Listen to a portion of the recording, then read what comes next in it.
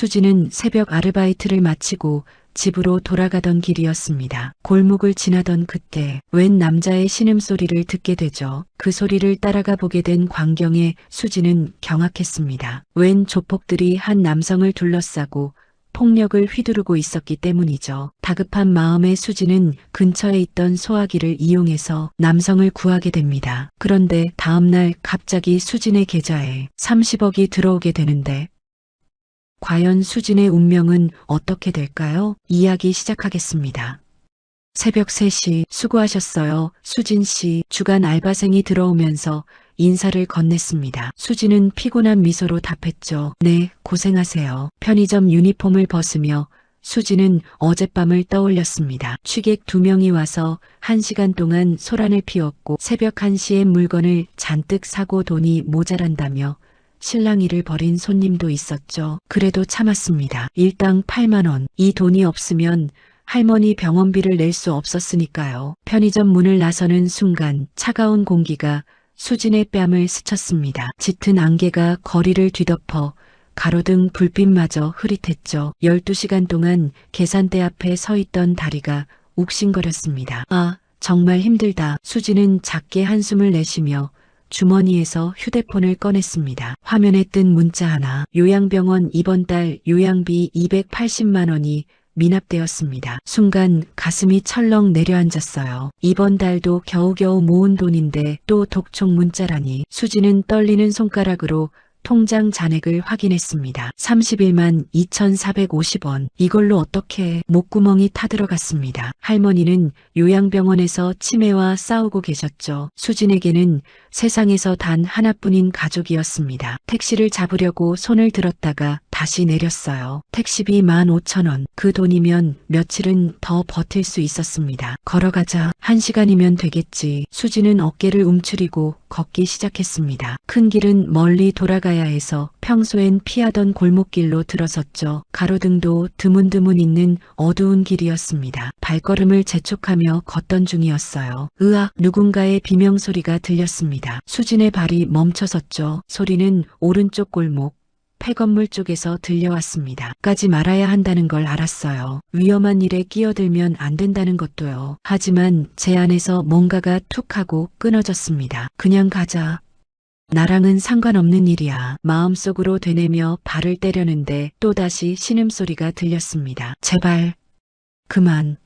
순간 할머니 얼굴이 떠올랐어요. 할머니는 늘 말씀하셨죠. 수진아, 어려운 사람을 보면 모른 척하지 마라. 내가 받은 도움을 다른 사람에게 베푸는 거란다. 수진은 주먹을 꽉 쥐었습니다. 그리고 조심스럽게 폐건물 쪽으로 다가갔죠. 깨진 창문 너머로 안을 들여다봤습니다. 놀라서 숨이 막혔어요. 5명의 건장한 남자들이 한 사람을 의자에 묶어놓고 둘러싸고 있었습니다. 묶인 남자의 얼굴은 피투성이었죠. 정장은 찢어지고 더러워져 있었습니다. 희미한 전구 하나만 켜진 공간은 음산했어요. 바닥엔 깨진 유리 조각들이 흩어져 있었고 벽엔 곰팡이가 가득했습니다. 정현우 씨, 우리가 며칠을 기다린 줄 알아? 대머리 남자가 주먹으로 탁자를 내리쳤습니다. 쿵 하는 소리에 수진의 심장도 덜컥했죠.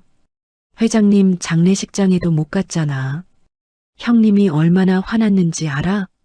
키 큰 남자가 현우의 턱을 거칠게 들어 올렸습니다. 여기 도장만 찍으면 끝이야. 진성그룹 지분 포기 각서. 간단하잖아. 절대 안 돼. 현우라는 남자가 고개를 들었습니다. 부어오른 얼굴에서도 강한 의지가 보였어요. 형이 시킨 거지? 아버지가 돌아가신 지 일주일도 안 됐는데. 이럴 수가. 닥쳐. 퍽.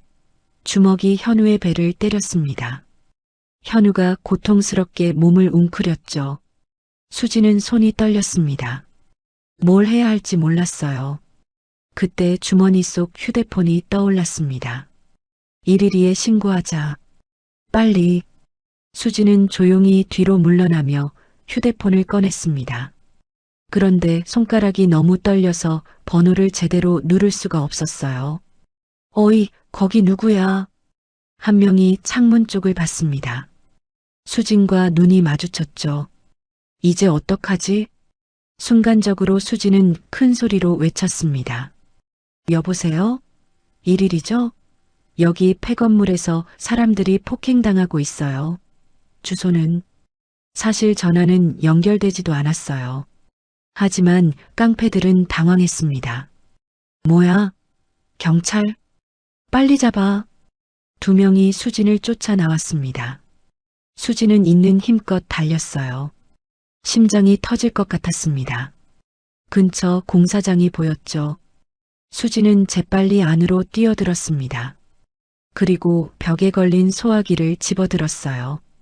쫓아온 남자들이 나타났을 때 수진은 안전핀을 뽑고 있었습니다. 이거나 가까이 오지 마세요. 수진이 소화기를 들고 위협했지만 남자들은 비웃었습니다.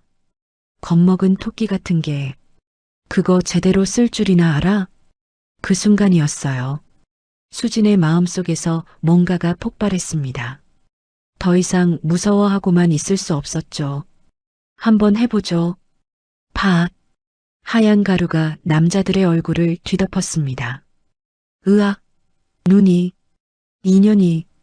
남자들이 비틀거리는 사이 수지는 다시 폐건물로 달렸습니다. 소화기를 꽉 쥔 채로요. 건물 안으로 들어서자 나머지 깡패들이 놀란 표정으로 돌아봤습니다. 뭐야 너? 수지는 대답 대신 소화기를 분사했습니다. 하얀 연기가 공간을 가득 채웠죠. 콜록콜록. 아무것도 안 보여. 혼란을 틈타 수지는 현우에게 달려갔습니다.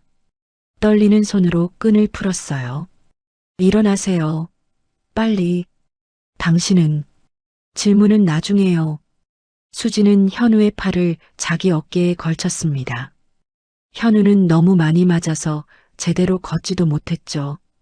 거기서 대머리 남자가 연기 속에서 나타났습니다. 손에는 쇠파이프가 들려 있었어요. 수지는 남은 소화기를 그의 얼굴에 분사했습니다. 으악! 그 틈을 타 밖으로 뛰쳐나갔죠. 현우를 부축한 채 필사적으로 달렸습니다. 택시, 택시. 마침 지나가던 택시가 멈춰섰어요. 수지는 현우를 뒷좌석에 밀어넣고 자신도 올라탔습니다. 대학병원 응급실로 빨리 가주세요. 손님, 이분 상태가. 제발 빨리요. 택시가 출발하자 수지는 그제서야 안도의 한숨을 쉬었습니다. 온몸이 땀으로 젖어 있었죠. 백미러로 뒤를 확인했어요. 깡패들이 쫓아오진 않았습니다. 하지만 심장은 여전히 미친 듯이 뛰고 있었죠. 현우가 힘겹게 고개를 돌렸습니다. 부어오른 눈 사이로 수진을 바라봤어요. 고맙습니다. 정말 괜찮으세요? 정신이 드세요? 이름이 뭐죠? 박수진이에요. 박수진 씨, 절 왜 구해주신 거죠? 위험한 일인데. 수지는 잠시 망설였습니다. 그리고 조용히 대답했죠. 그냥 지나칠 수가 없었어요. 모르는 사람인데도요? 사람이 죽을 것 같은데 어떻게 그냥 가요? 저도 무서웠지만 수진의 목소리가 떨렸습니다. 이제야 무서움이 밀려왔죠. 현우의 눈에서 눈물이 흘렀습니다. 피와 섞여 붉은 자국을 남겼죠. 은혜는 꼭 갚겠습니다. 그런 건 됐어요. 병원에서 치료나 잘 받으세요. 아니에요. 반드시 꼭 갚을게요. 약속합니다. 현우의 목소리엔 간절함이 묻어났습니다. 수지는 그저 고개를 끄덕일 수밖에 없었죠. 응급실에 도착했습니다. 의료진이 현우를 들것에 실어 데려갔죠. 수지는 잠시 망설이다가 주머니에서 메모지를 꺼냈습니다. 010-땡땡땡땡땡땡땡땡 박수진. 간호사에게 메모를 전달했어요. 환자분이 깨어나면 전해주세요. 혹시 연락할 일이 있으면. 그리고 수지는 병원을 나왔습니다. 동이 트고 있었어요. 안개도 조금씩 걷히고 있었죠. 수지는 지갑을 열어봤습니다. 택시비를 내고 나니 10,000원도 남지 않았어요.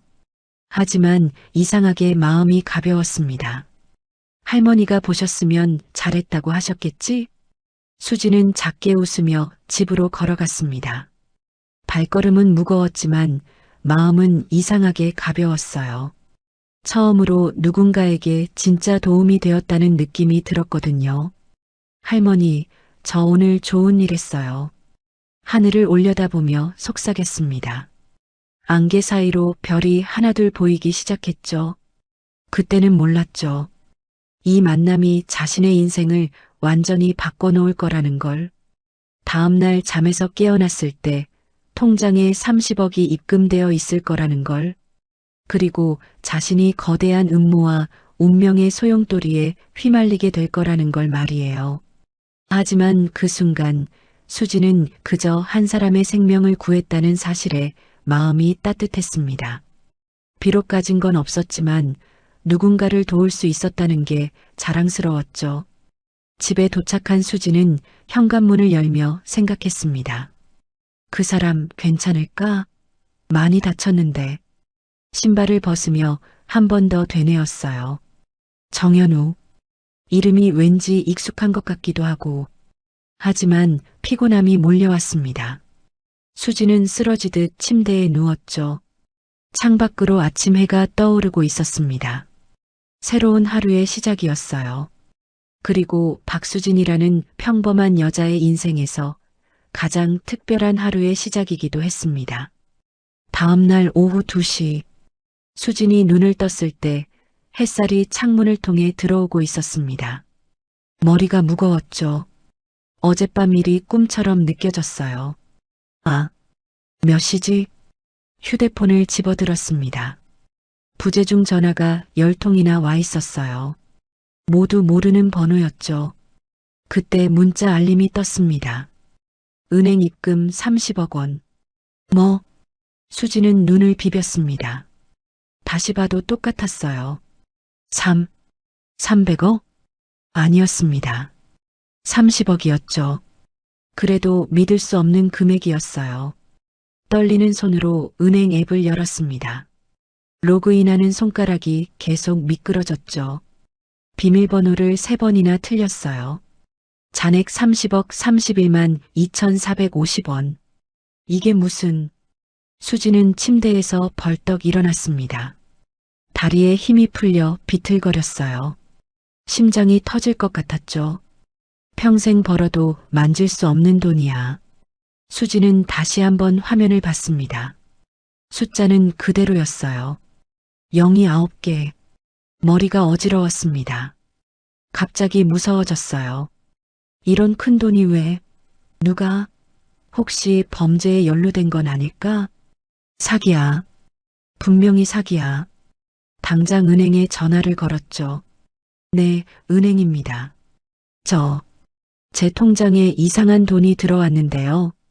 30억이요. 고객님 성함과 계좌번호를 말씀해 주세요. 수진이 정보를 알려주자 상담원이 잠시 확인했습니다. 박수진 고객님, 오늘 오전 9시에 정상적으로 입금된 금액이 맞습니다. 정상적으로요? 누가 보낸 건데요? 송금인은 익명 처리되어 있네요. 하지만 정식 절차를 거친 합법적인 거래입니다. 그럴 리가. 전화를 끊고도 수지는 믿을 수가 없었어요. 누가? 왜? 그때 어젯밤 일이 떠올랐습니다. 정현우. 설마 그 사람이? 하지만 너무 큰 돈이었어요. 목숨을 구해줬다고 해도 30억은 말이 안 됐죠. 수지는 불안해졌습니다. 이 돈을 받아도 되는 걸까? 일단 경찰에 신고하자. 옷을 갈아입고 나가려는데 초인종이 울렸어요. 누구세요? 박수진 씨 맞으시죠? 문 좀 열어주시겠어요? 낯선 남자 목소리였습니다. 수진의 등골이 서늘해졌죠. 누구신데요? 어젯밤 일로 찾아왔습니다. 정현우 대표님을 구해주신. 수지는 조심스럽게 문을 열었어요. 현관 앞엔 정장을 입은 중년 남자가 서 있었습니다. 안녕하세요. 저는 최 실장이라고 합니다. 명함을 내밀었죠. 진성그룹 비서실장 최민호라고 적혀 있었어요. 진성그룹이요? 수진의 눈이 동그래졌습니다. 진성그룹은 누구나 아는 대기업이었으니까요. 들어가서 이야기해도 될까요? 밖에서 하기엔 좀 복잡한 내용이라. 수진은 망설였지만 결국 최 실장을 들였습니다. 뭔가 알아야 할 것 같았거든요. 차라도 한 잔. 괜찮습니다. 시간이 없어서요. 최 실장은 소파에 앉으며 말했습니다. 단도직입적으로 말씀드리죠. 정현우 대표님은 진성그룹의 정식 후계자입니다. 네. 그리고 박수진 씨, 당신은 박영순 여사의 손녀분이시죠? 순간 수진의 숨이 멎었습니다. 할머니를 어떻게... 박영순 여사는 40년 전 진성그룹 창업주이신 정태준 회장님 댁에서 일하셨습니다. 당시 어린 정현우 대표님을 돌봐주셨죠. 수지는 충격을 받았어요. 할머니가 그런 곳에서 일하셨다니. 그래서요? 박영순 여사는 정 회장님 가족에게 매우 특별한 분이셨습니다. 정현우 대표님이 5살 때 납치될 뻔한 걸 목숨 걸고 구해주셨거든요. 최 실장이 낡은 사진 한 장을 꺼냈습니다. 젊은 시절 할머니가 어린 아이를 안고 있는 사진이었죠. 이게 그때 여사님이 큰 부상을 입으셨어요. 그 후로 정 회장님은 평생 은혜를 잊지 못하셨죠. 수진의 눈에 눈물이 맺혔습니다. 할머니는 그런 이야기를 한 번도 하지 않으셨어요. 그런데 왜 지금? 정현우 대표님이 어제 돌아가신 아버지의 유언을 확인했습니다. 거기엔 박영순 여사의 후손을 찾아 은혜를 갚으라고 적혀 있었죠. 최 실장이 서류를 꺼냈습니다. 하지만 30억은 단순한 보답이 아닙니다. 무슨 뜻이죠? 그 돈 안에 중요한 것이 숨겨져 있어요. 진성그룹의 비자금 계좌 접근 코드입니다. 수지는 이해할 수 없었어요. 왜 그런 걸 저한테? 정현석 부회장이 회사를 빼앗으려 하고 있습니다. 정현우 대표님의 이복형이죠. 아버지가 돌아가시자마자 이사회를 매수하고 깡패들까지 동원했어요. 이제야 어젯밤 일이 이해됐습니다. 그래서 정현우 씨가 네, 포기각서에 도장을 찍으라고 협박받았던 겁니다. 박수진 씨가 구해주지 않았다면 최 실장의 표정이 어두워졌어요. 정 대표님은 지금 임신한 부인과 함께 은신 중입니다. 정현석이 더 큰 일을 벌이기 전에 증거를 확보해야 해요. 저는 뭘 해야 하죠? 30억 계좌의 거래 내역을 분석하면 OTP 코드가 나옵니다. 그걸로 스위스 비밀 계좌에 접근할 수 있죠. 거기엔 정현석의 비리 증거가 모두 들어있어요. 너무 갑작스러운 이야기들이었습니다. 수지는 머리가 아팠어요. 제가 왜 이런 위험한 일에 박수진 씨만이 할 수 있습니다. 정 회장님이 오직 박영순 여사의 후손만 믿을 수 있도록 시스템을 만들어 놨거든요. 수지는 한숨을 쉬었습니다. 그때 어린 시절 기억이 떠올랐어요. 할머니가 가끔 들려주신 이야기. 우리 수진이 할머니가 옛날에 좋은 집 도련님을 도와준 적이 있단다. 그 도련님이 나중에 꼭 은혜를 갚겠다고 약속했지. 어떤 도련님이에요, 할머니? 어린 수진이 물으면 할머니는 늘 미소만 지으셨어요. 착하고 예쁜 아이였어. 수진이처럼 말이야. 그 아이가 위험에 빠졌을 때 할머니가 구해줬단다. 할머니 다치지 않으셨어요? 조금 다쳤지. 하지만 괜찮았어. 그 아이가 무사한 게 더 중요했으니까. 그때는 그냥 옛날 이야기인 줄 알았는데 그게 전부 사실이었다니. 수지는 사진 속 어린아이를 봤습니다. 맑은 눈을 가진 예쁜 아이였어요. 그 아이가 자라서 정현우가 됐고 어젯밤 자신이 구해준 사람이 됐다니. 할머니가 그때 구한 아이를 제가 다시 구했네요. 뭔가 가슴이 뜨거워졌습니다. 할머니와 자신을 이어주는 특별한 인형 같았어요. 할머니. 수지는 주먹을 꽉 쥐었습니다. 할머니가 목숨 걸고 구한 그 아이가 정현우였다니. 그리고 어젯밤 자신도 그를 구했다니. 운명이었을까요? 알겠어요. 제가 할게요. 정말이십니까? 할머니라면 분명 도와주셨을 거예요. 저도 그러고 싶어요. 최 실장의 얼굴에 안도감이 퍼졌습니다. 감사합니다. 하지만 위험할 수 있어요.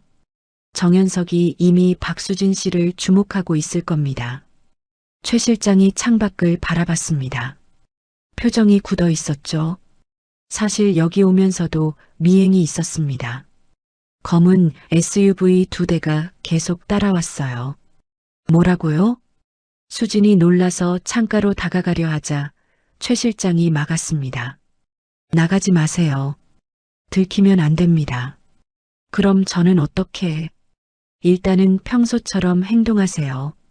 그들이 먼저 움직이진 않을 겁니다. 아직은 탐색 전이니까요. 수진의 손이 떨렸어요. 하지만 조심하셔야 합니다. 정현석은 아버지와는 달리 수단과 방법을 가리지 않는 사람입니다. 얼마나 나쁜 사람인가요? 최 실장이 한숨을 쉬었습니다. 5년 전 회사 자금을 횡령한 직원이 있었어요. 정현석이 직접 처리했는데 그 직원은 지금도 의식불명입니다. 수진의 얼굴이 창백해졌어요. 경찰은요? 증거가 없었어요. 정현석은 완벽하게 준비합니다. 그래서 더 무서운 거죠. 괜찮아요. 어젯밤에도 해냈으니까요. 수진은 씩씩하게 말했지만 속으론 두려웠어요. 최 실장이 일어났습니다. 내일 오전 10시 이 주소로 와주세요. 정 대표님이 기다리고 계실 겁니다. 명함 뒤에 적힌 주소는 강원도였어요. 그리고 이 전화기를 쓰세요. 추적이 불가능한 특수 전화입니다. 네. 최 실장이 나간 후 수지는 소파에 털썩 주저앉았습니다. 30억? 비자금? 음모. 하루 만에 인생이 완전히 바뀌었어요. 수지는 할머니 사진을 꺼내봤습니다. 요양병원에서 찍은 사진이었죠. 치매로 자신을 알아보지도 못하는 할머니. 할머니, 저 잘하고 있는 거 맞죠? 눈물이 볼을 타고 흘렀습니다. 밖에선 까만 세단들이 수진의 집을 감시하기 시작했어요. 위험한 게임이 시작된 것입니다. 수진은 커튼 틈으로 밖을 살짝 내다봤습니다. 아파트 주차장에 평소엔 없던 검은 차 2대가 보였죠. 앞 유리창이 썬팅되어 있어서 안은 보이지 않았지만 분명 누군가 타고 있을 거예요. 갑자기 휴대폰이 울렸습니다. 모르는 번호였어요. 여보세요? 박수진 씨죠? 낮고 차가운 남자 목소리였습니다. 누구세요? 30억 받으셨죠? 재밌는 선물이었나요?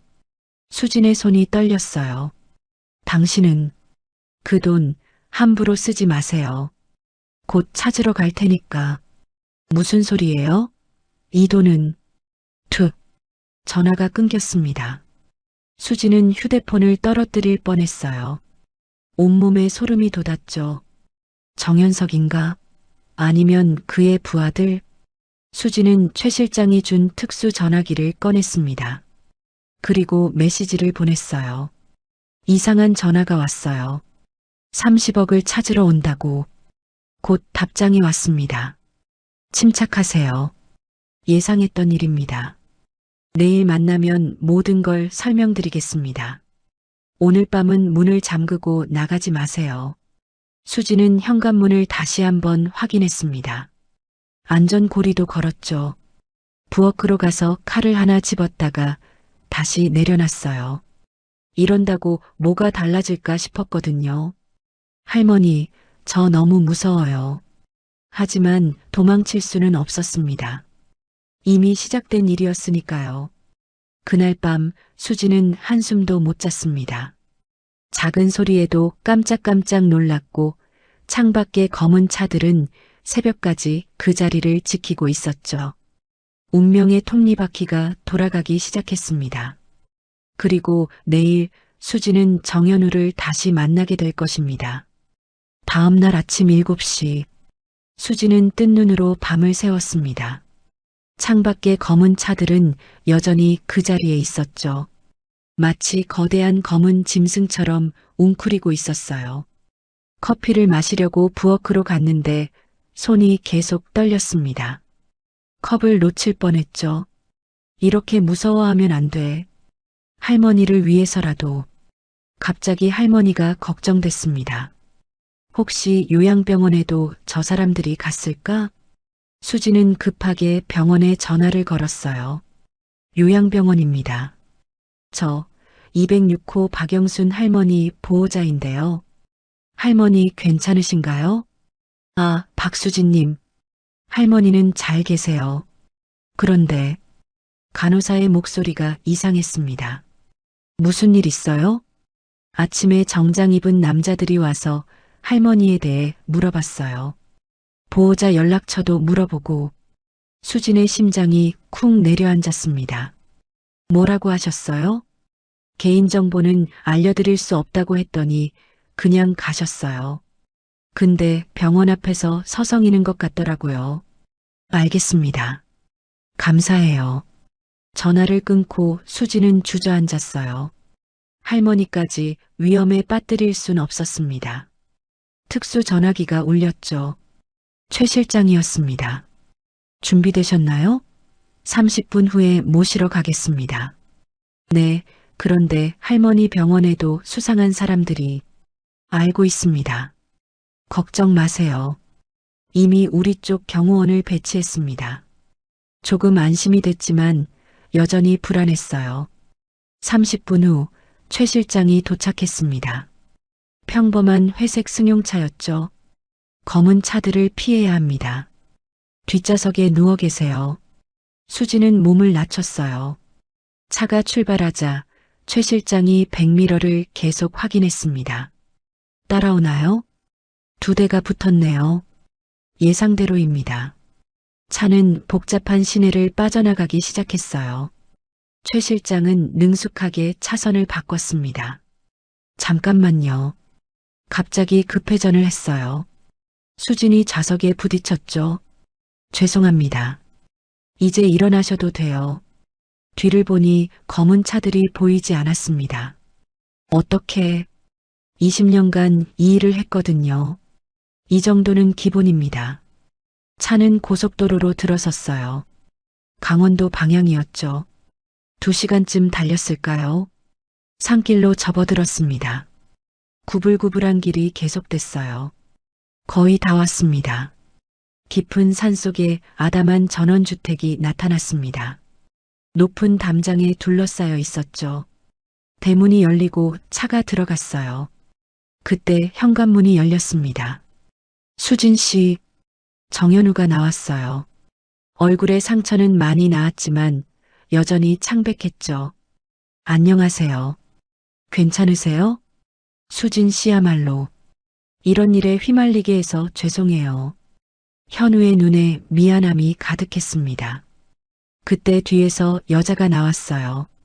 배가 많이 부른 임산부였죠. 당신이 수진 씨군요. 남편을 구해주셔서 정말 감사해요. 아, 안녕하세요. 전 서연이에요. 정현우의 아내죠. 서연은 따뜻하게 웃었지만 눈가엔 그늘이 져 있었어요. 집 안으로 들어갔습니다. 아늑했지만 창문마다 두꺼운 커튼이 쳐져 있었죠. 숨어 지내는 사람들의 집이었어요. 차라도 한잔 하시죠. 서연이 차를 가져왔습니다. 손이 살짝 떨리고 있었어요. 많이 불안하시죠? 솔직히, 네. 아기 아빠가 위험한 건 견딜 수 있는데 뱃속의 아이까지. 서연의 눈에 눈물이 맺혔습니다. 곧 끝날 거예요. 제가 도와드릴게요. 수진이 서연의 손을 잡았어요. 차가웠죠. 현우가 무거운 표정으로 말했습니다. 수진 씨, 이제 본격적인 얘기를 해야 할 것 같아요. 네. 아버지가 남기신 비밀 금고가 회사 본사에 있습니다. 3일 후가 창립 50주년 기념일인데 그날 모든 직원이 참석하는 행사가 있어요. 그때를 노리는 거군요. 네. 그날이 아니면 접근이 불가능해요. 보안이 너무 삼엄하거든요. 수지는 고개를 끄덕였습니다. 그런데 현우가 말을 멈췄어요. 뭔가 꺼내기 어려운 얘기 같았죠. 뭔데요? 수진 씨 할머니와 관련된 게 있어요. 현우가 낡은 상자를 가져왔습니다. 안에는 오래된 수첩이 들어 있었어요.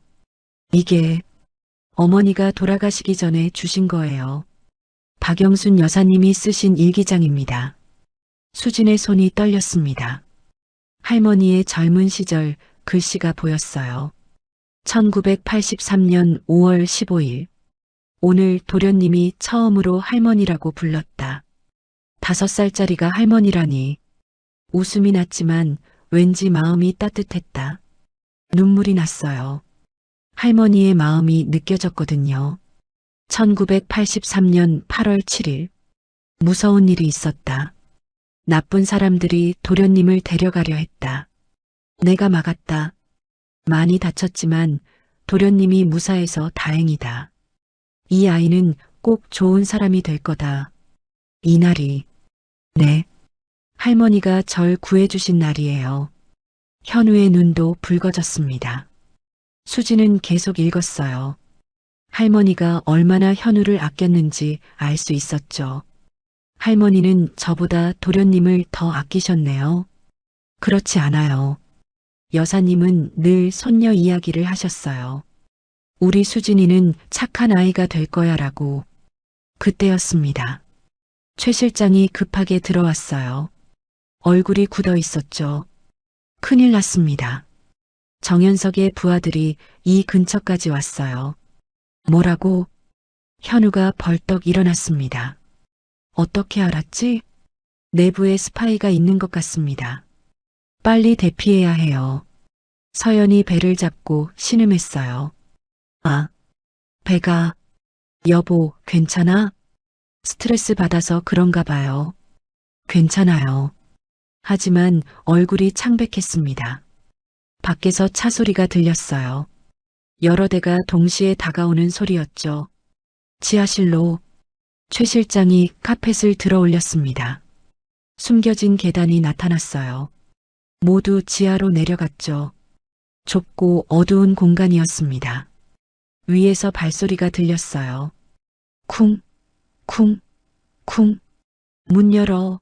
있는 거 다 알아. 정연석의 부하들이었습니다. 서연이 입을 막고 숨을 참았어요. 배를 잡은 손에 힘이 들어갔죠. 현우가 서연을 꼭 안았습니다. 수진도 숨을 죽였어요. 제발, 그냥 가주세요. 하지만 소리는 점점 가까워졌습니다.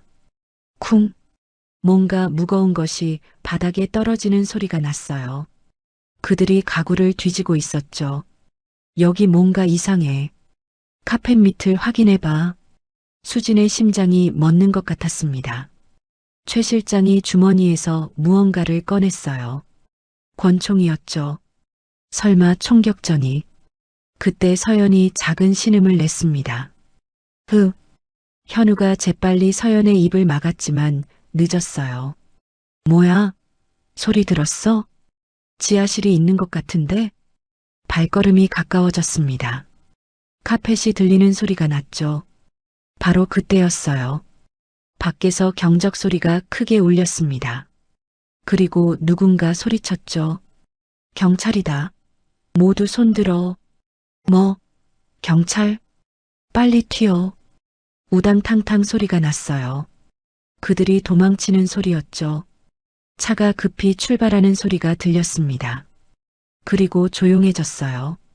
최 실장이 조심스럽게 계단을 올라갔습니다. 안전합니다. 올라오세요. 모두 지하실에서 나왔어요. 집은 엉망이 되어 있었죠. 현관문이 열리고 경찰관들이 들어왔습니다. 아니, 경찰복을 입은 사람들이었어요. 최 실장님, 늦어서 죄송합니다. 우리 쪽 사람들이었어? 수진이 놀라서 물었습니다. 네. 만약을 대비해 대기시켜놨어요. 진짜 경찰인 줄 알고 도망쳤을 겁니다. 안도의 한숨이 나왔지만 이곳도 더 이상 안전하지 않았어요.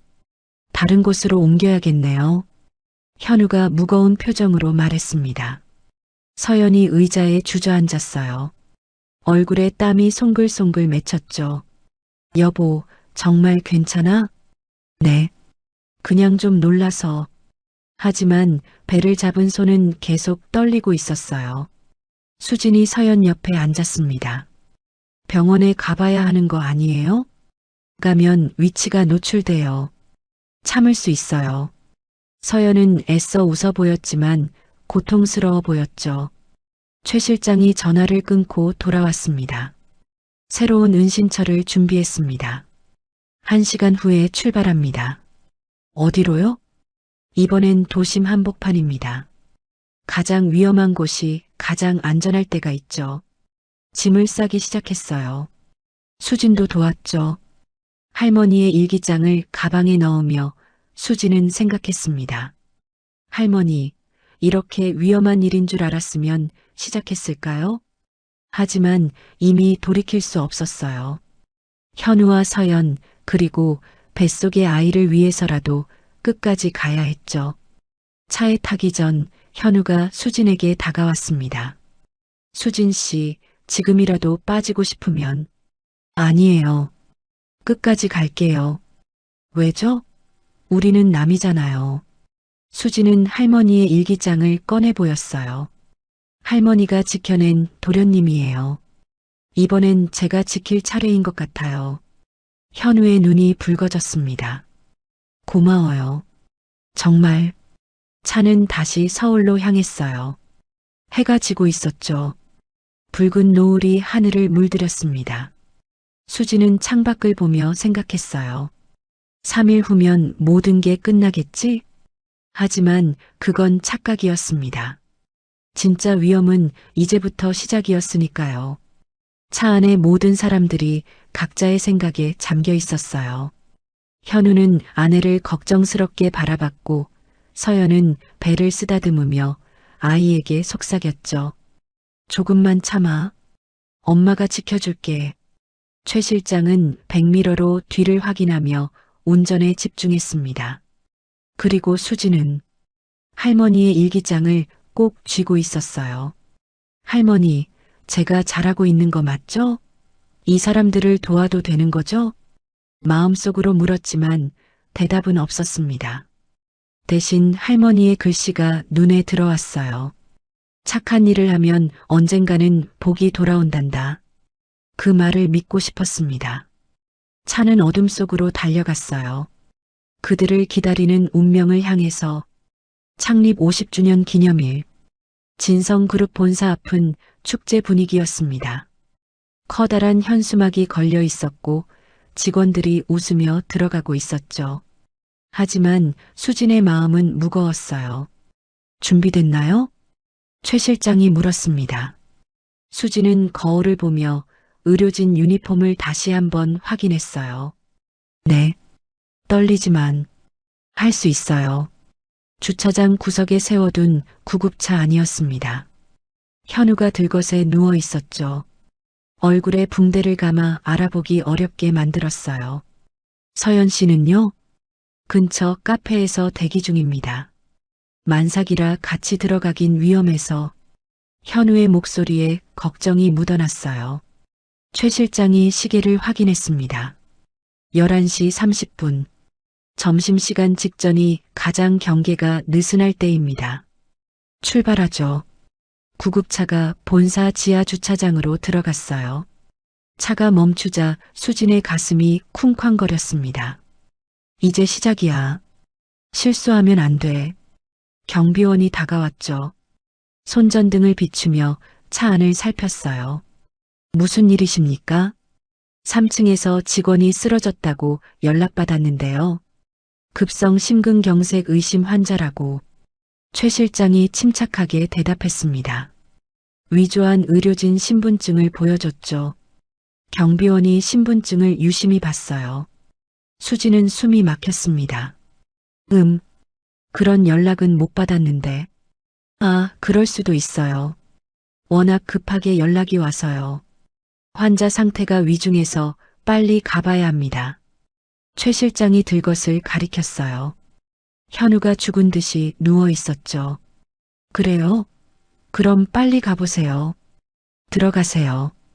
첫 번째 관문을 통과했어요. 수진은 안도의 한숨을 몰래 쉬었습니다. 수진의 손에 땀이 났습니다. 심장이 쿵쿵 뛰었죠. 침착하자. 할 수 있어.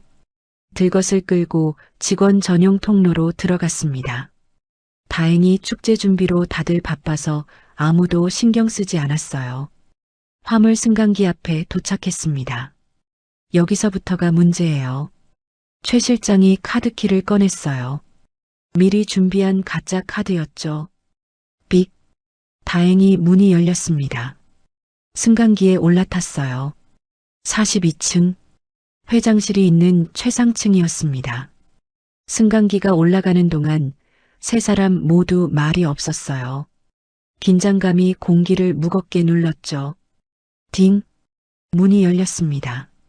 텅 빈 복도가 나타났어요. 회장실은 저쪽입니다. 현우가 들것에서 일어났어요. 붕대를 풀었죠. 회장실 문 앞에 섰습니다. 홍채 인식 장치가 있었어요. 아버지가 저와 어머니만 등록해 놓으셨어요. 현우가 눈을 갖다 댔습니다. 인증되었습니다. 철컥. 문이 열렸어요. 거대한 회장실이 나타났습니다. 한쪽 벽면이 전부 유리창이었죠. 서울 시내가 한눈에 보였어요. 금고는 저 그림 뒤에 있어요. 현우가 벽에 걸린 그림을 내렸습니다. 금고가 나타났죠. 다시 홍채 인식을 했어요. 그리고 비밀번호를 입력했습니다. 철컥. 금고가 열렸어요. 안에는 서류 뭉치와 작은 USB가 있었습니다. 이게 현우의 손이 떨렸어요. 아버지의 친필 유언장을 집어들었죠. 사랑하는 아들 현우에게. 이 글을 읽고 있다면 내가 무사히 여기까지 왔다는 뜻이겠구나. 현우의 눈에서 눈물이 흘렀습니다. 대표님, 시간이 없습니다. 최 실장이 재촉했어요. USB와 서류를 가방에 넣었습니다. 모든 게 순조로웠죠. 그때였어요. 여기 누구 있어요? 밖에서 목소리가 들렸습니다. 경비원이었어요. 수진의 등골이 서늘해졌죠. 화장실 좀 써도 될까요? 최 실장이 나가서 말을 걸었습니다. 경비원의 주의를 돌리려는 거였어요. 그 틈에 수진과 현우는 다시 승강기로 향했습니다. 1층 로비로 내려왔어요. 조금만 더 가면 출구였습니다. 하지만 어디 가시나 동생? 차가운 목소리가 들렸어요. 정현석이었습니다. 검은 정장을 입은 남자 수십 명이 로비를 가득 채우고 있었죠. 모두 덩치가 큰 깡패들이었어요. 함정이었습니다. 형? 현우의 얼굴이 창백해졌어요. 내가 모를 줄 알았어? 우리 회사 직원 중에 네 사람이 얼마나 많은데. 정현석이 비웃었습니다. USB 내놔. 그럼 살려줄게. 이건 아버지가 남기신. 아버지? 그 늙은이는 이미 죽었어. 이제 진성그룹은 내 거야. 정현석이 손짓했어요. 깡패들이 다가왔죠. 수진이 현우를 뒤로 밀었습니다. 도망가세요. 수진 씨. 하지만 도망갈 곳이 없었어요. 사방이 막혀 있었죠. 첫 번째 주먹이 날아왔습니다. 퍽! 최 실장이 막아섰지만 숫자가 너무 많았어요. 모두 때려. 단 USB는 무사해야 해. 깡패들이 달려들었습니다. 수지는 필사적으로 싸웠어요. 하지만 여자의 힘으론 역부족이었죠. 으악! 옆구리에 발길질을 당했어요. 숨이 턱 막혔습니다. 현우가 수진을 보호하려 했지만 그도 여러 명에게 둘러싸였죠. 동생, 왜 이렇게 고집을 부려? 그냥 포기하면 편한데. 정연석이 여유롭게 구경하고 있었어요. 쿵! 누군가의 발길질에 수진이 바닥에 쓰러졌습니다. 온몸이 아팠어요. 입술이 터져 피가 났죠. 안 돼. 이렇게 끝날 수는. 그때였습니다. 그만. 여자의 비명 같은 외침이 들렸어요. 모두가 놀라서 입구를 봤습니다.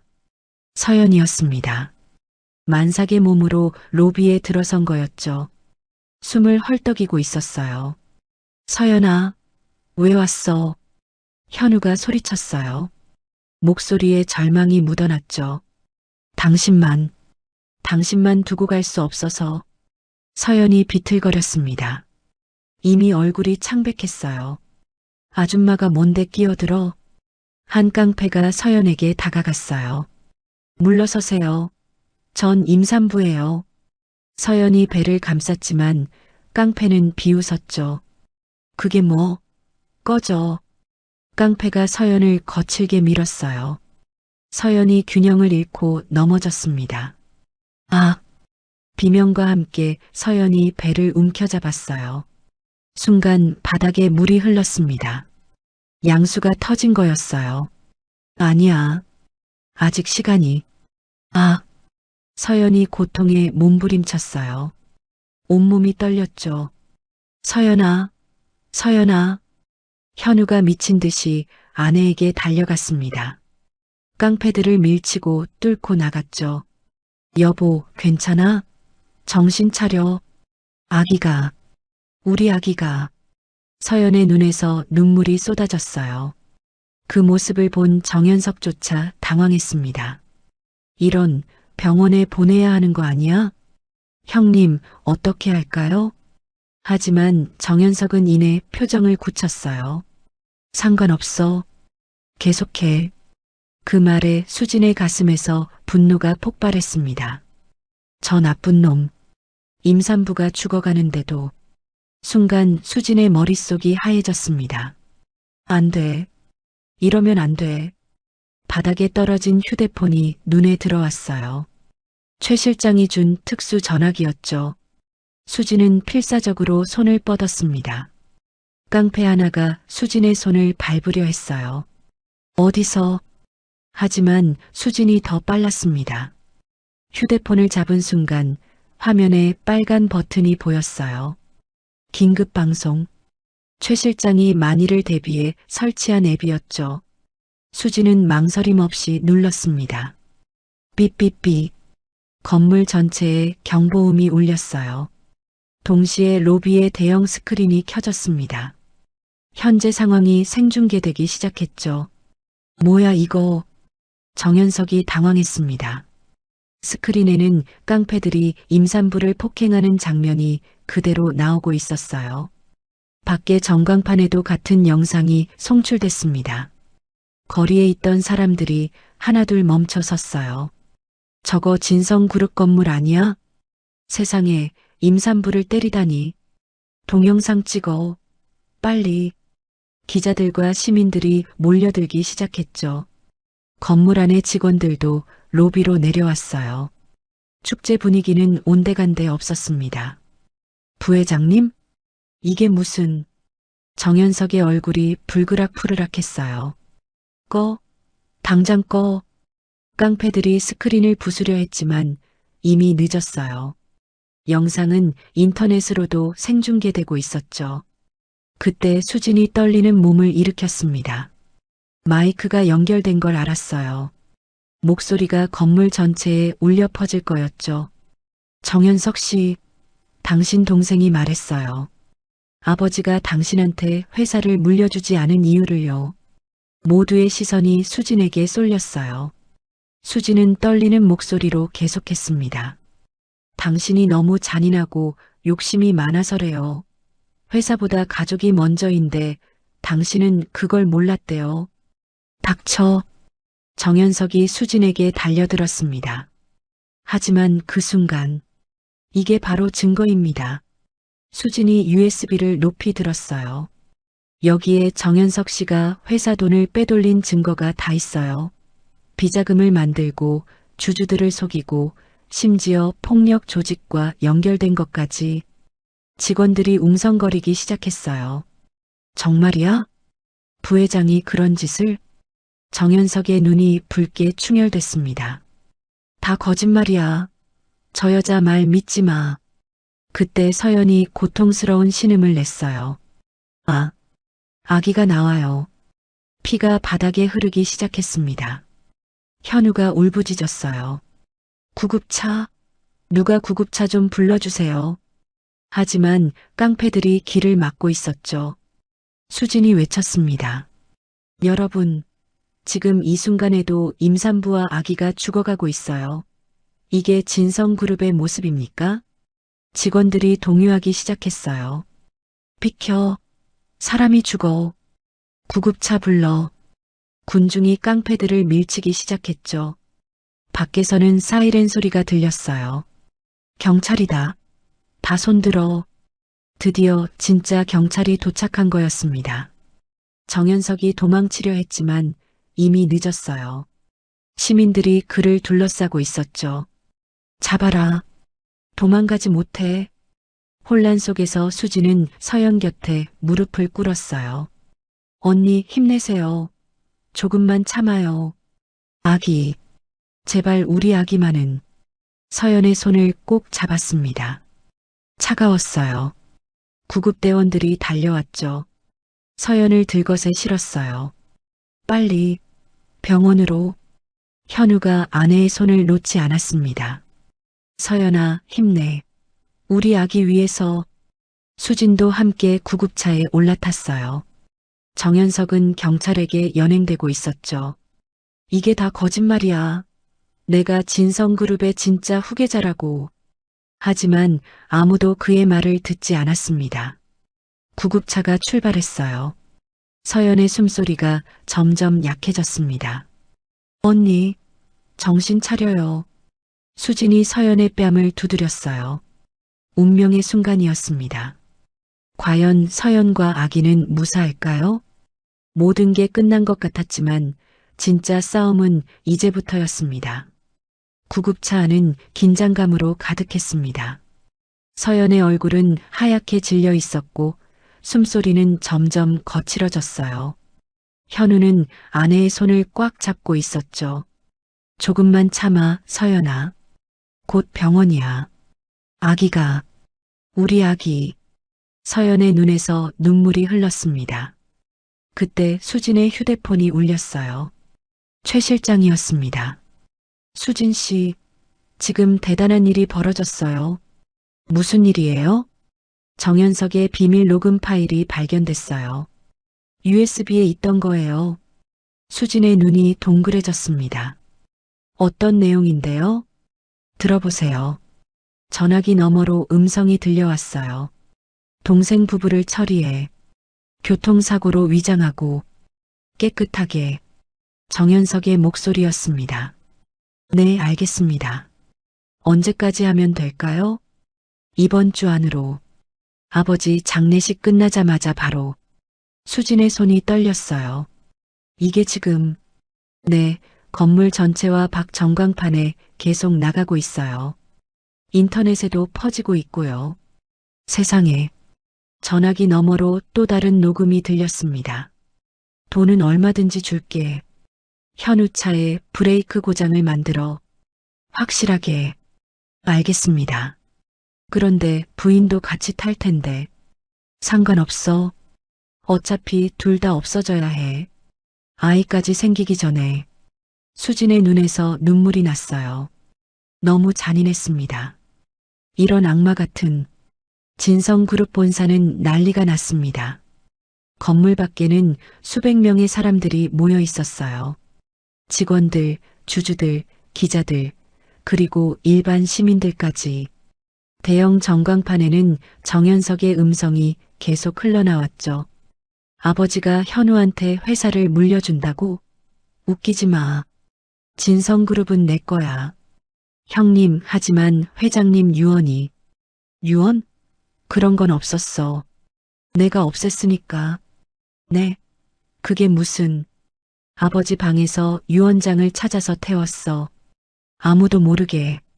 충격적인 고백이었습니다. 사람들이 경악했어요. 아버지 유언장을 태웠다고? 이런 페류나가 다 있나?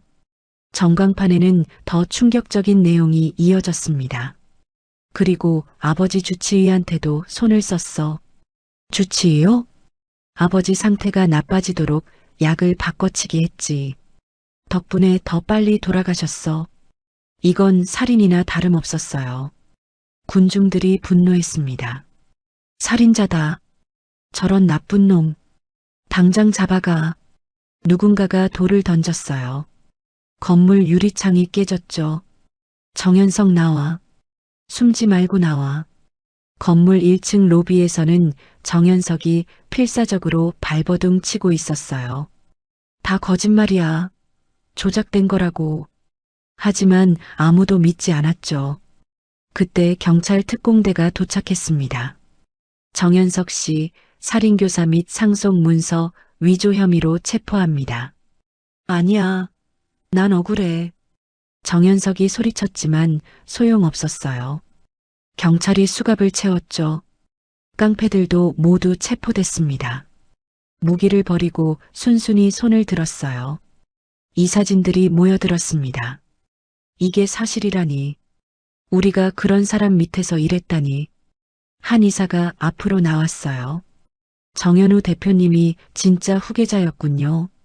우리가 잘못 알았습니다. 다른 이사들도 고개를 숙였죠. 죄송합니다. 정 대표님을 모시겠습니다. 하지만 현우는 지금 병원으로 가는 중이었어요. 구급차가 병원 응급실에 도착했습니다. 의료진이 서연을 급히 분만실로 옮겼어요. 보호자는 밖에서 기다려주세요. 아니, 저도 같이. 현우가 따라가려 했지만 막혔습니다. 지금은 산모가 집중해야 해요. 밖에서 기다리세요. 현우는 대기실 의자에 주저앉았어요. 얼굴에 불안함이 가득했죠. 수진이 옆에 앉았습니다. 괜찮을 거예요. 서연 씨는 강한 분이에요. 다 내 잘못이에요. 내가 아내를 위험에 빠뜨렸어요. 현우의 목소리가 떨렸습니다. 그렇지 않아요. 서연 씨는 사랑하는 사람을 지키려고 온 거예요. 그때 최 실장이 병원에 도착했어요. 대표님, 정현석이 체포됐습니다. 모든 증거가 확보됐고요. 그래요. 현우는 별로 관심이 없는 듯 했어요. 오직 아내와 아기 생각뿐이었죠. 1시간이 지났습니다. 2시간이 지났어요. 현우는 계속 서성였습니다. 수진도 불안했어요. 제발 무사하기를. 그때였습니다. 응애, 응애. 분만실에서 아기 울음소리가 들렸어요. 현우가 벌떡 일어났습니다. 아기야. 곧 간호사가 나왔어요. 환한 미소를 짓고 있었죠. 축하합니다. 건강한 아들이에요. 정말요? 서연이는? 아내는 괜찮아요? 산모도 안정을 찾았어요. 정말 강한 분이시네요. 현우의 눈에서 눈물이 쏟아졌습니다. 감사합니다. 정말 감사합니다. 잠시 후 현우는 회복실로 들어갔어요. 서연이 지친 얼굴로 누워 있었습니다. 품에는 작은 아기가 안겨 있었죠. 여보, 서연아, 고생했어. 정말 고생했어. 현우가 아내의 이마에 입을 맞췄어요. 우리 아기 봐. 정말 예쁘지? 서연이 행복한 미소를 지었습니다. 수진도 들어왔어요. 아기를 보자 가슴이 뭉클했죠. 정말 축하해요. 너무 예쁜 아기예요. 수진 씨. 서연이 수진의 손을 잡았습니다. 정말 고마워요. 당신이 없었다면. 아니에요. 다들 무사해서 다행이에요. 그때 간호사가 들어왔어요. 면회 시간이 거의 끝났습니다. 산모가 쉬어야 해요. 현우가 수진을 보며 말했습니다. 수진 씨, 잠깐 밖에서 이야기 좀 할까요? 복도로 나왔어요. 현우가 진지한 표정으로 말했습니다. 수진 씨, 이제 모든 게 끝났어요. 형은 체포됐고 증거도 확보됐어요. 다행이네요. 그런데 전 아직도 못 갚은 은혜가 있어요. 무슨? 할머니께서 저를 구해주신 것, 그리고 수진 씨가 저를 구해준 것. 현우가 고개를 숙였습니다. 그래서 결정했어요. 박수진 장학재단을 만들겠어요. 네. 수진이 놀라서 되물었어요. 할머니 성함을 따서 박영순 수진 장학재단이요.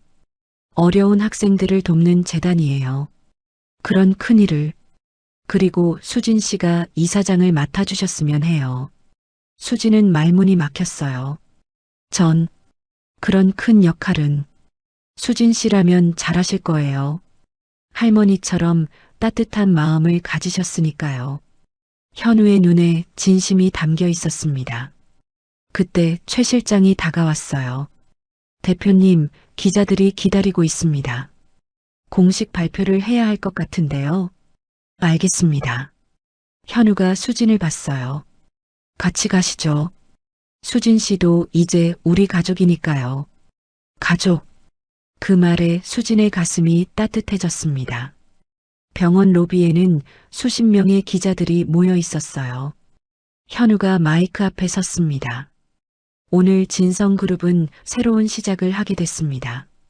카메라 플래시가 터졌어요.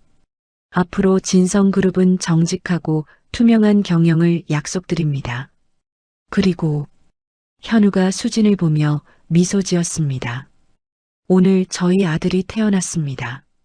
새 생명과 함께 새로운 진성그룹을 만들어 가겠습니다. 기자들이 박수를 쳤어요. 그리고 한 가지 더 발표하겠습니다. 박영순 수진 장학재단을 설립해 매년 100명의 학생들에게 장학금을 지원하겠습니다. 또 한 번 박수가 터졌죠. 수진은 옆에서 그 모습을 지켜봤어요. 할머니가 보셨다면 정말 기뻐하셨을 거예요. 할머니, 보고 계시죠? 할머니가 구한 도련님이 이렇게 훌륭한 사람이 됐어요. 마음속으로 할머니께 말했습니다. 모든 게 제자리를 찾아가고 있었어요. 정의가 승리했고 새 생명이 태어났으며 새로운 희망이 시작됐습니다. 그날 밤 수진은 할머니 병원에 들렀어요. 할머니, 오늘 정말 신기한 일이 많았어요. 치매로 알아보지 못하는 할머니였지만 수진은 계속 말했어요. 할머니가 구한 도련님을 제가 또 구했어요. 그리고 오늘 아기도 태어났어요. 그때였습니다. 할머니가 희미하게 미소를 지었어요. 말은 못하지만 뭔가 알아들은 것 같았죠. 할머니. 수진은 할머니의 손을 꼭 잡았습니다. 따뜻했어요. 세상에는 아직 선한 사람들이 많았고 정의는 살아있었으며 사랑은 이어지고 있었습니다. 그것을 오늘 수진은 확인했어요. 5년 후 봄. 이모, 나 좀 봐요. 5살이 된 지호가 정원에서 뛰어다니며 소리쳤습니다. 수진은 테라스에서 설계 도면을 보다가 고개를 들었어요. 우리 지호 뭐하고 있어? 나비 잡았어요. 이거 봐요. 지호가 조심스럽게 손을 펼쳤습니다. 노란 나비가 날개를 파닥였죠. 와, 정말 예쁘다. 그런데 나비는 자유롭게 날아다녀야 해. 놓아줄까? 네.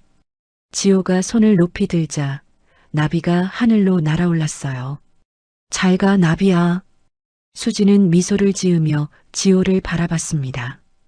5년 전 그날 병원에서 태어난 아기가 이렇게 건강하게 자라줘서 감사했어요. 수진아, 차 한잔 할래? 서연이 차를 들고 나왔습니다. 5년 전보다 훨씬 건강해 보였어요. 고마워요, 언니. 이제 수지는 서연을 언니라고 불렀습니다. 진짜 자매처럼 가까워졌으니까요. 오늘도 설계 작업이야? 네. 서민 아파트 프로젝트예요. 작지만 따뜻한 집을 만들고 싶어요. 너답다. 서연이 따뜻하게 웃었어요. 수지는 이제 진성그룹 산하 건설회사의 수석 설계사였습니다. 5년 동안 열심히 공부해서 건축사 자격증도 땄어요. 꿈이 현실이 된 거죠. 있잖아, 수진아. 서연이 조심스럽게 말을 꺼냈어요. 사실 오늘 너한테 하고 싶은 말이 있어. 뭔데요? 현우 오빠랑 상의했는데 너를 정식으로 우리 가족 호적에 올리고 싶어. 수진의 눈이 동그래졌습니다. 그게 무슨 말이에요? 법적으로도 진짜 가족이 되자는 거야. 너는 이미 우리 가족이지만 서류상으로도 완전한 가족이 되면 좋겠어. 수진의 눈에 눈물이 맺혔어요. 언니, 지호도 너를 진짜 이모로 알고 있잖아. 우리도 너를 동생으로 생각하고.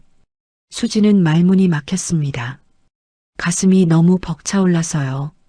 이 집은 수진이 직접 설계한 전원주택이었습니다. 넓은 정원과 큰 거실, 그리고 가족 모두가 함께 모일 수 있는 공간들로 가득했죠. 아빠다. 현우의 차가 들어오자 지호가 달려갔어요. 우리 아들. 현우가 지호를 번쩍 들어올렸습니다. 아빠, 오늘 나비 봤어요. 그래, 우리 지호가 나비도 봤구나. 현우는 이제 진성그룹의 회장이 되었어요. 하지만 집에서는 그저 다정한 아빠였죠. 수진 씨, 오늘 이사회에서 장학재단 확대 안건이 통과됐어요. 정말요? 네. 이제 매년 500명의 학생을 도울 수 있게 됐어요. 수진의 가슴이 뭉클했습니다.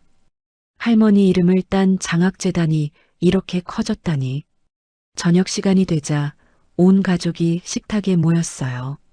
최 실장, 아니, 이제는 최 부회장도 함께였습니다. 그는 이제 가족이나 다름없었죠. 자, 오늘은 특별한 날이니까 건배를 합시다. 현우가 와인잔을 들었어요.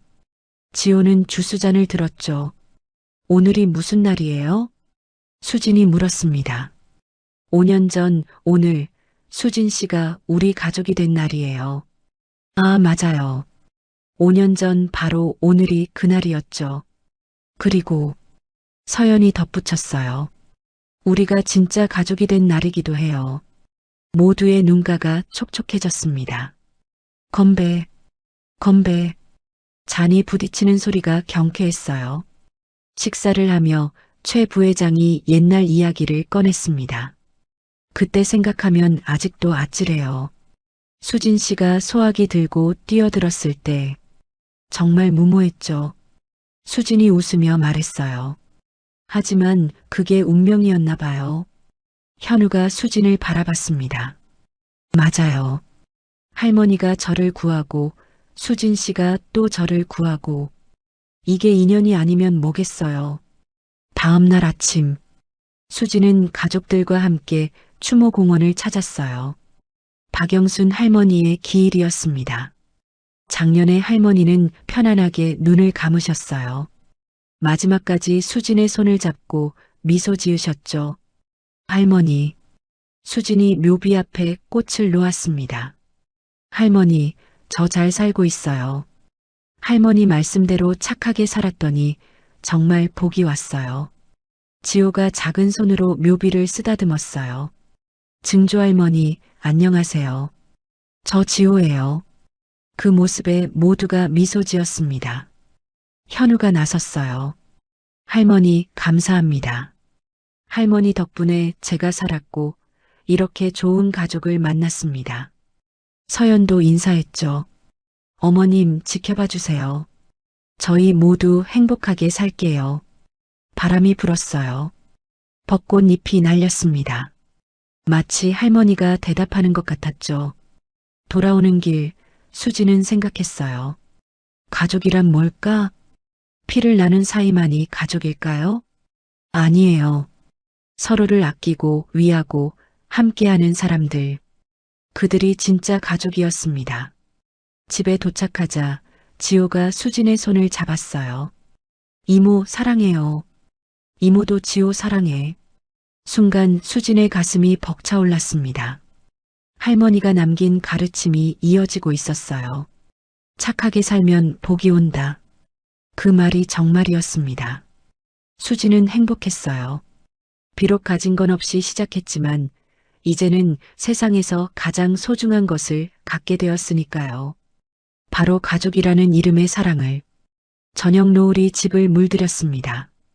정원에서는 지호의 웃음소리가 들렸고 부엌에서는 서연이 노래를 부르고 있었죠. 현우와 최 부회장은 거실에서 바둑을 두고 있었어요. 평범하지만 특별한 그들만의 일상이었습니다. 수지는 할머니 사진을 바라봤어요. 할머니, 보이시죠? 우리 모두 행복해요. 사진 속 할머니가 미소 짓는 것 같았습니다. 이게 진짜 가족이었어요. 혈연을 넘어선 마음으로 이어진 가족. 그리고 그들은 오래오래 행복하게 살았습니다. 진짜 가족으로서